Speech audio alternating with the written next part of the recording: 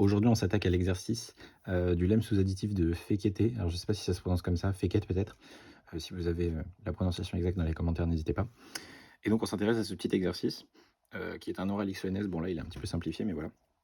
Donc, on prend UN, une suite indexée par n étoiles, donc positive et sous-additive.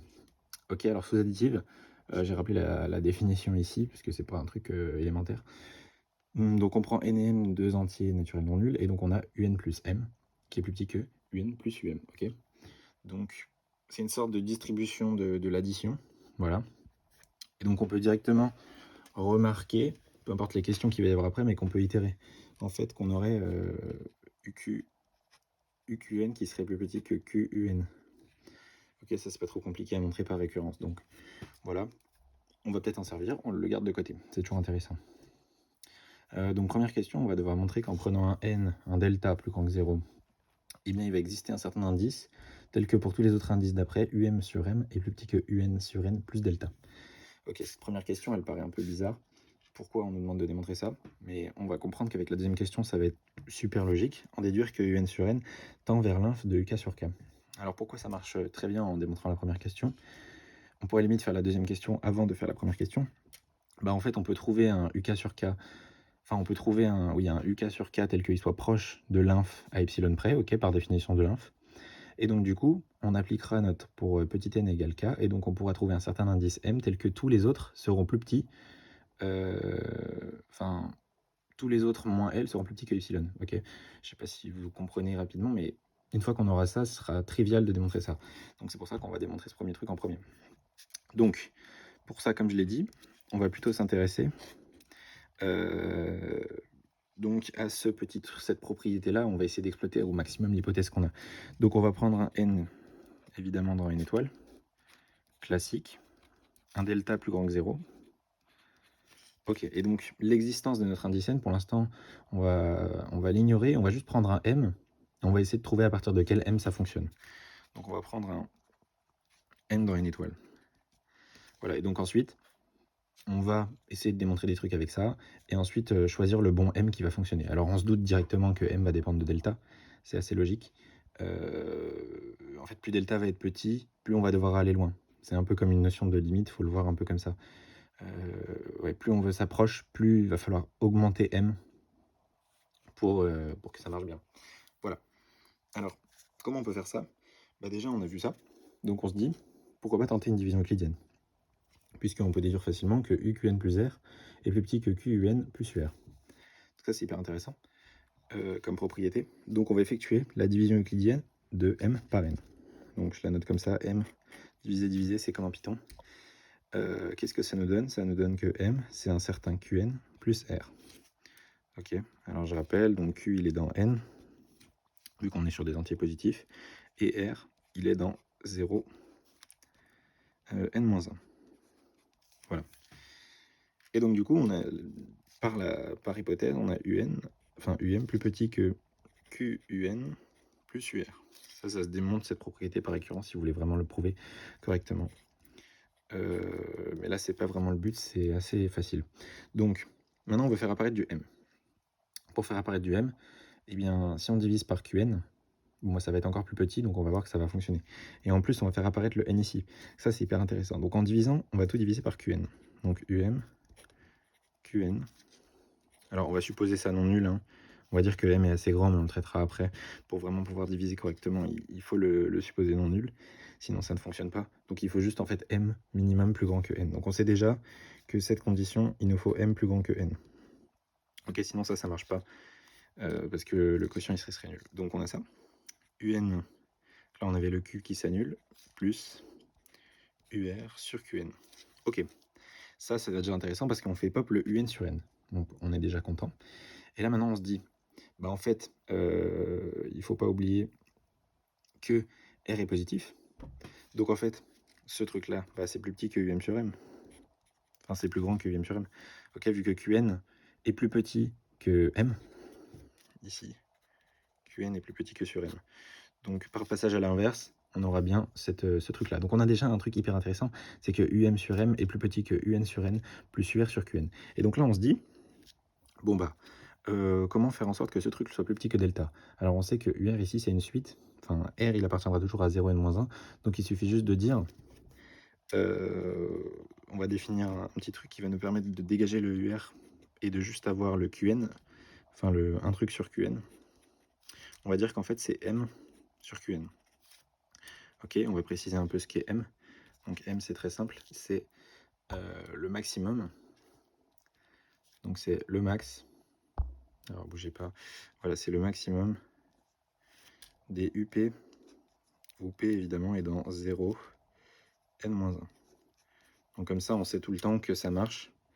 Très bien, c'est le max des UP, et R il est bien dans cet intervalle-là, donc ça fonctionne très bien. UR est toujours dans cet ensemble ici. Donc voilà, et donc maintenant il nous suffit juste en fait d'aller assez loin, enfin de prendre M assez grand pour que ce truc-là soit plus petit delta. Donc on va chercher M tel que M sur QN soit plus petit que delta. Voilà. Alors, on remarque déjà encore une fois que ça c'est plus petit en fait sur M. En gros, ça c'est plus petit que, c'est le même truc que tout à l'heure, M sur M. Donc on a juste à chercher un truc tel que ça peut bien fonctionner. Donc pour cela, qu'est-ce qu'on va prendre?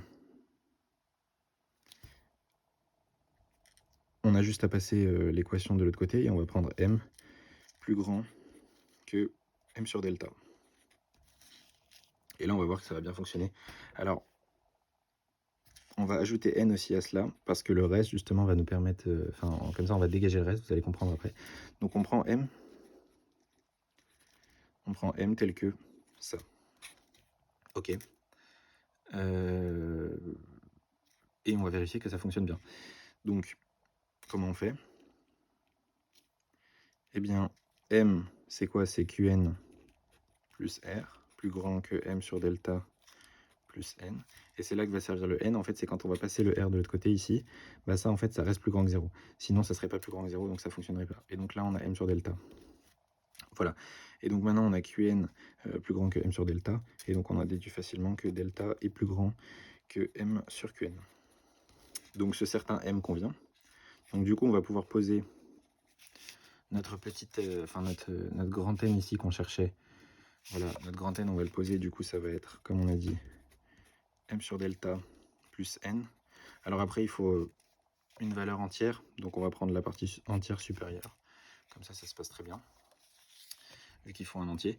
Et donc, on a bien, vu qu'on l'a vérifié, pour tout M plus grand que N, virgule, UM sur M est plus petit que UN sur N plus delta. Voilà, tout fonctionne. Et donc, on a bien démontré notre premier truc qu'on voulait. Et donc, on va s'intéresser au deuxième qu'on peut déduire directement, que UN tend vers l'infinimum de ça. Alors pour ça, déjà, on va noter L, l'inf de UK sur K, avec K dans N. Ok, alors rapidement, pourquoi il existe ce truc-là? Bah, on a dit en fait, je rappelle que c'était une suite positive, donc déjà elle est minorée par 0, donc UK sur K est aussi minorée par 0, et c'est non vide, donc l'inf existe bien sans problème, propriété de la borne inf. Voilà, et donc on veut montrer, montrons que donc, UN sur N converge vers L. Alors, première étape, on va prendre un epsilon et on va le traiter par les epsilon, car c'est beaucoup plus naturel vu qu'on a vu ce qu'on a démontré juste avant avec un delta ici. On se dit, bon, bah, prendre des epsilon, c'est toujours une bonne idée ici, et on va comprendre pourquoi ça marche très bien en fait. Donc ce epsilon plus grand que 0. Et donc par définition de l'inf, ok, on peut trouver un certain K. On peut trouver donc K de n étoiles, tel que UK sur K moins L soit plus petit que epsilon. Ok, ça c'est la définition littéralement de l'inf, def de l'inf. Voilà, si ça c'est pas acquis pour vous, il faut le revoir. Donc c'est plus grand que 0 aussi, hein, puisque ça minore tout l'ensemble, donc on a bien ce truc là plus grand que 0. Et donc maintenant, d'après la question précédente, qu'est-ce qu'on a? Eh bien on dispose, d'après la question, je sais pas écrire, précédente, virgule, on a un grand N de n étoiles, tel que pour tout M plus grand que N, UN sur M est plus petit que k sur k, plus un certain delta. Alors là, c'est là le moment où on va choisir delta. Donc là, on va prendre epsilon. Et on va même prendre epsilon sur 2, comme ça, on va avoir un truc hyper bien. Epsilon sur 2 aussi ici, comme ça, quand on va les additionner, ça va bien fonctionner. Donc, qu'est-ce qu'on a? On a 0 plus petit que um. Alors, du coup, ça, c'est pour tout m plus grand que n. On a 0 plus petit que ça.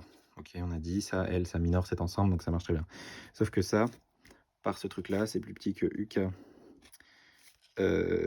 sur K moins L plus epsilon sur 2. Sauf que ça, on a dit, par définition de l'inf, que ça, c'est epsilon sur 2. Donc en fait, le tout est plus petit que epsilon. Donc, si on se ramène vraiment à la définition, on a bien ça. Plus petit que epsilon avec m plus grand que n. Donc, on a bien un sur n qui tend vers L, quand n tend vers plus l'infini. Voilà. Assez simple, une fois qu'on a la première question, de déduire celle-ci, c'est assez facile. Voilà, merci du visionnage.